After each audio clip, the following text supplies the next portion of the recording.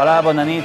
Fa un parell d'anys, l'empresari de Sant Feliu de Codines, Ramon Carner, va impulsar la creació d'un grup, d'un lobby d'empresaris de Catalunya que divulgués les bondats econòmiques de la independència del nostre país. Així va néixer el Cercle Català de Negocis, amb la seu central a Bigues i Riells, però també a Barcelona. En aquest temps han fet centenars de xerrades, informes, han presentat un llibre per tota la geografia catalana.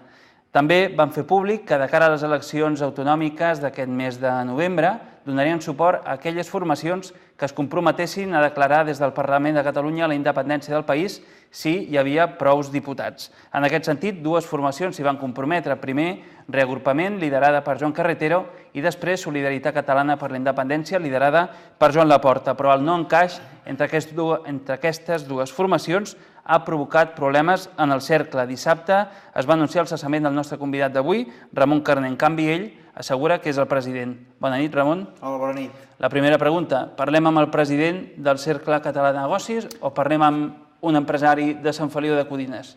Bé, dissabte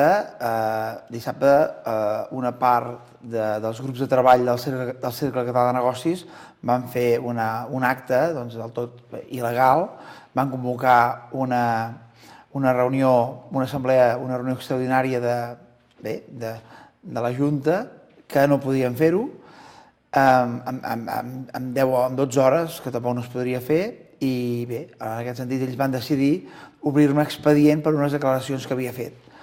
Bé, en aquest expedient em van cessar de president, però evidentment això ho van fer-ho dissabte i el dilluns amb els advocats de l'associació i altres membres de la Junta, evidentment vam deixar clar que només era la Junta legalment constituïda la que podia cessar o no el president, i en tot cas em van ratificar com a president del Cercle Català de Negocis. En aquesta reunió de dissabte vas ser convidat, vas poder participar o va ser una junta, diguem, a esquenes de l'actual president?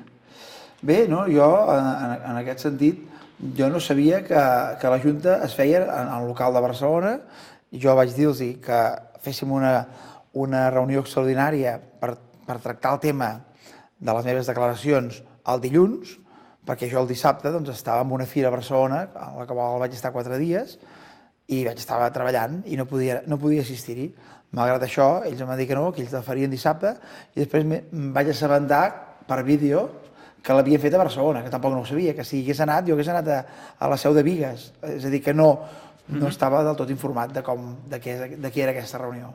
Què ha passat? Un motiu, un cop d'estat o un malentès? Jo penso que aquí hi ha hagut una mica de tot. Hi ha hagut una mica de tot i per això, per la part de malentès, en aquests moments, com a president del Cercle Català de Negocis, amb la gent que em recolza i amb molts dels associats que em recolzen, el que vull és que totes les coses tornin a funcionar, tornar a posar les coses pel bon camí. Evidentment, el malentès s'ha de solucionar i el que sí que tinc clar és que no pot ser que el Cercle Català de Negocis, que era una entitat en principi transversal, que treballava per Catalunya i que treballava, no com tu has dit, difonent les bondats de l'independentisme, sinó clarament difonent la magnitud de l'espoli i la magnitud de la pèrdua que suposa estar a Catalunya. És el mateix, però nosaltres, la nostra explicació és difondre les dades econòmiques tan fortes que hi ha que Catalunya en aquests moments està dintre Espanya i cada dia hi perd més amb aquest encaix amb Espanya. La nostra idea era aquesta. Un malentès, però crec que ahir no vau ni poder fer la roda de premsa dins de la vostra seu perquè va haver algun problema amb el pany, alguna persona dins que no va deixar entrar a l'actual president i va haver de buscar un espai alternatiu, no? Sí, en aquest sentit les coses surten bé, perquè hi havia 50 persones que van venir a la roda de premsa que vaig convocar, 50 persones que eren socis del Cercle, que estic molt content perquè van venir a donar suport, i bé, al matí vàrem entrar a la seu de Barcelona amb la clau i algú va anar i va taponar el pany. Bé. Amb una clau per dins, canviant... Sí, van taponar el pany per dins amb un ferro i és curiós el sistema aquest que van utilitzar. Rudimentari, no? No ens ho esperàvem. Però va anar molt bé això perquè al costat hi ha el Col·legi de Periodistes i evidentment vam fer la roda de premsa al Col·legi de Periodistes i va donar a la nostra roda de premsa molta més contundència i evidentment molta més imatge bé, de la que podríem pensar-nos que tindria.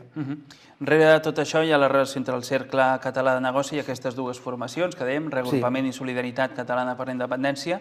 Inicialment havíeu apostat per la neutralitat i en aquestes últimes setmanes això ha girat una mica, no?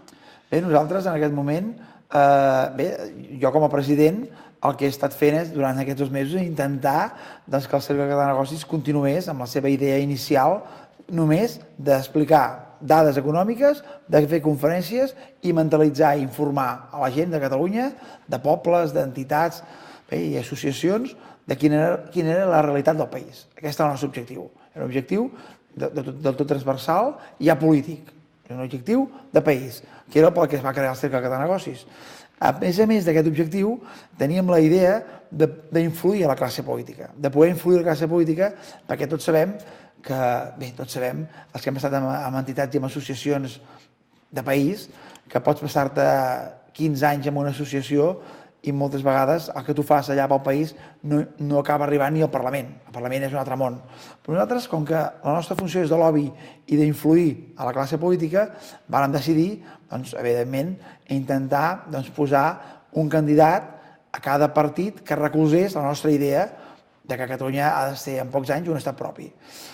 Alguns diuen que aquest va ser el fallo, que aquest va ser l'error de voler posar persones en els partits i amb això, potser això ha provocat el que ha provocat.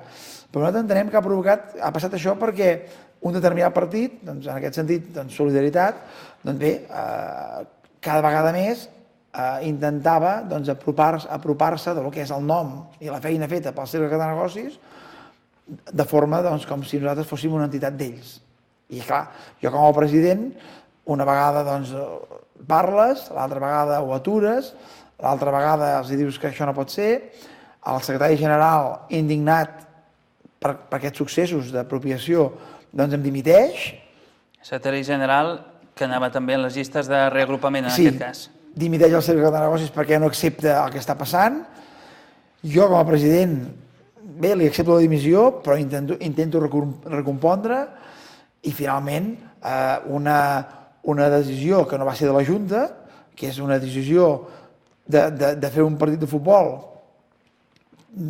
entre uns membres de la Junta que volien fer un partit de futbol contra uns membres de Solidaritat, i això era completament lògic que es fes, es va convertir en el torneig que es fa a la Vila Olímpica de Barcelona, torneig Cercle Català de Negocis versus Solidaritat. I nosaltres no vam dir mai això. És a dir, que s'estaven apropiant dels nostres noms i això ja va ser l'últim. Vostè culpa directament a Joan Laporta en aquest sentit? Bé, en aquest sentit, jo no culpo a ningú, el que sí que dic és que la Solidaritat, en la qual penso que Joan Laporta n'és un dels líders, ha actuat d'una forma maldestra, en aquest sentit, volent-se apropiar d'una feina feta per una gent, per uns empresaris catalans, amb un únic objectiu, que portem 2 anys, difonent unes dades, i amb aquest aspecte de ser gent del poble i empresaris no vinculats en la política, ni vivint de la política, que per això tenim aquesta credibilitat. Aquesta credibilitat ens l'hem guanyat nosaltres. Ens l'hem guanyat nosaltres, però és per nosaltres, no és perquè el primer que vingui se la pugui aprofitar.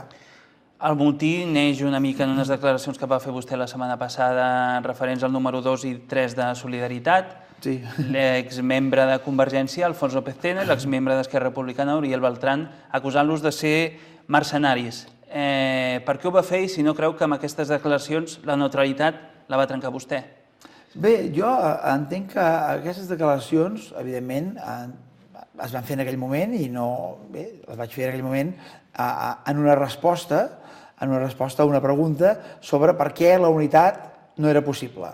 Llavors, si marques el context on les vaig fer, tenen una certa explicació. És a dir, una persona de Girona em va preguntar per què no havia sigut possible la unitat.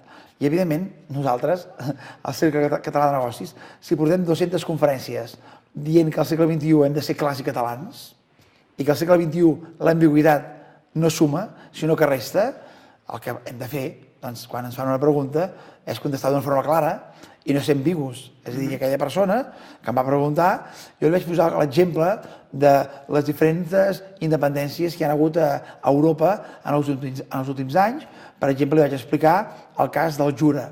El Jura era una petita regió de Suïssa que està dintre de lo que és Berna, dintre del cantó de Berna, i el Jura Berna parla en alemany, i el Jura és un cantó petit que allà parlaven francès, la seva identitat és francesa, és un cantó agrícola, eminentment agrícola, i aquella gent, doncs, un bon dia van decidir que, com que eren diferents de Berna, que volien ser independents, d'una forma natural, del territori diferent, l'activitat econòmica diferent, la llengua diferent, i ell era una comunitat que, evidentment, es consideraven diferent dels alemanys.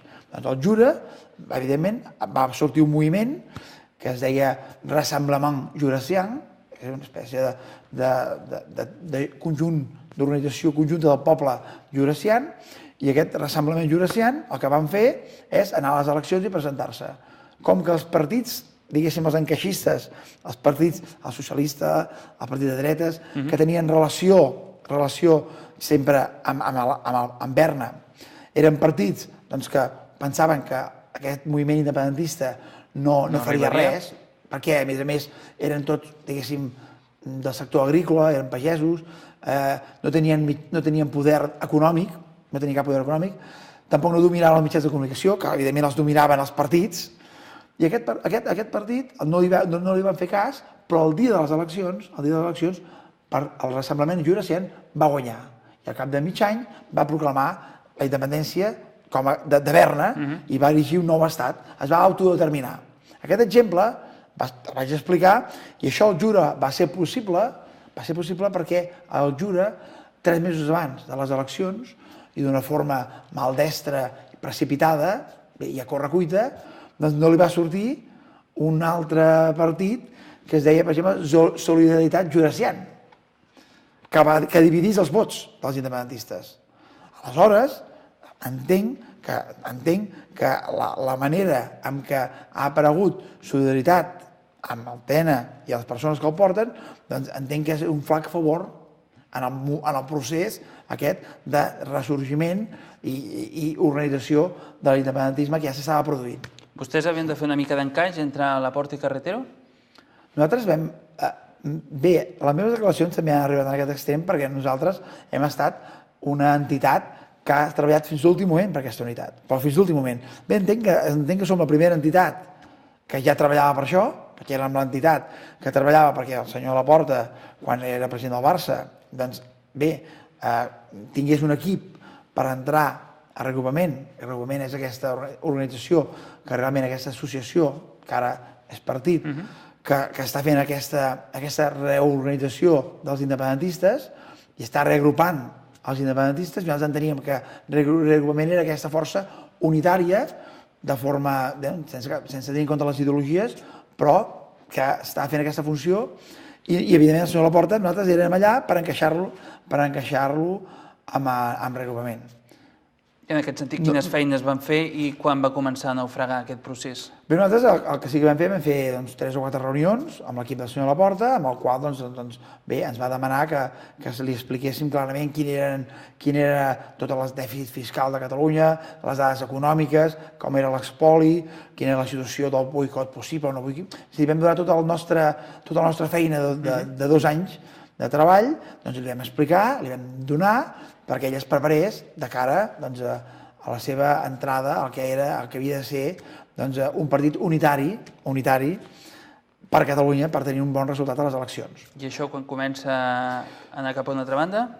Va ser cap al juliol, cap a mitjans de juliol, a partir del 5 al 15 de juliol, després de la manifestació, bé, va passar quelcom que el senyor Laporta ha dit, no, ja no, l'objectiu ja no és aquest, sinó que ara l'objectiu és un altre, i espero que vingueu amb mi. Nosaltres vam dir, nosaltres estem amb tothom i nosaltres continuem treballant per Catalunya.